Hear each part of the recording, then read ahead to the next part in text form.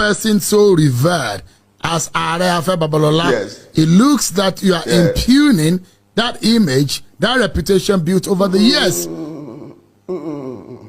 And I'm asking you to substantiate.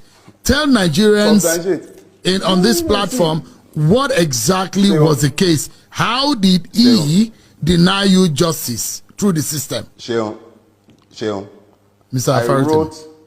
I wrote a book deliberately setting out the facts.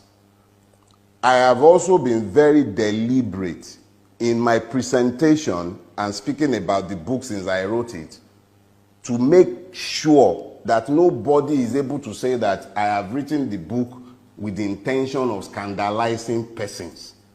When I said Afe Babalola denied me justice, I laid out the substance of my allegation in the book that I have written. If I begin to deal with the nuts and bolts of it on your podcast or in the press, that's why you've never seen me tweet any part of the allegation or speak about it publicly. I've put it in a book. That is deliberate. It will outlive me and them. It is not beer parlor talk. It is me putting my words in writing. It is indelible. Nobody can touch it again. Before that book was written, my major prayer was that Afe Babalola should live to read that book, or at least have somebody read it to him, or at least have somebody tell him about it so that he's able to rebut, and nobody is going to turn around later on and claim that, why didn't you say this when he was alive? In actual fact, that was why I sued him in his lifetime, so that there would be record that I challenged him with the facts when he was alive. And thanks to God, the God who has given all of us life, he has preserved him as he has preserved me. Afe Babalola is alive and well. He is well able to challenge the facts as I have laid them out.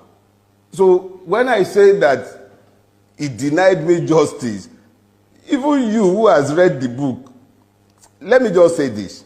How do you explain that the person who was the chairperson at my wedding was the judge, the chairperson at my wedding, who has not talked to me and has kept a distance and been very malicious towards me since 2003. She has never had a word to say to me. That was the person, my very first employer as a lawyer. That was the judge that the case was assigned to. My case against Afe Babalola was assigned to that judge. And you think that you couldn't have gotten justice? How could I possibly have gotten justice from a judge who hadn't spoken to me, who was chairperson at my wedding, who was the first person to ever employ me?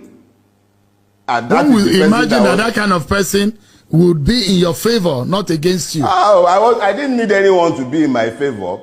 But as I said in the book, the moment the case was assigned to her, I called the former head of chambers and told him, see, they've assigned my case to this woman. If I write a letter demanding that the case be removed, it will be construed as me being malicious. I'll leave it, since she's not the substantive judge. She's meant to be the I can't remember what they call those things. When you file a case, first it goes to a judge before it goes to trial. She was just meant to just take the preliminary issues. But she killed the case before it even went. That's another story, and it's been told. See, justice must not only be done, it must be seen to have been done. She adjourned to rule on a preliminary objection. We wrote 2 letters to the court to find out when the ruling will be delivered, and copied Afe's chamber.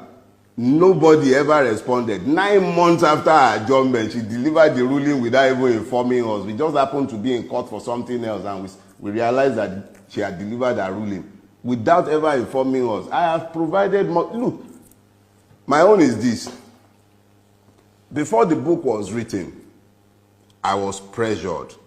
I was under a lot of personal pressure that I must write this book and it must be in the public space, because none of us will live forever. Now I have written this book. Those who feel aggrieved by the book should do me the favor of suing me. I have not whispered in a beer parlor I did not talk in some back room somewhere. I have written a book. It is in the public domain.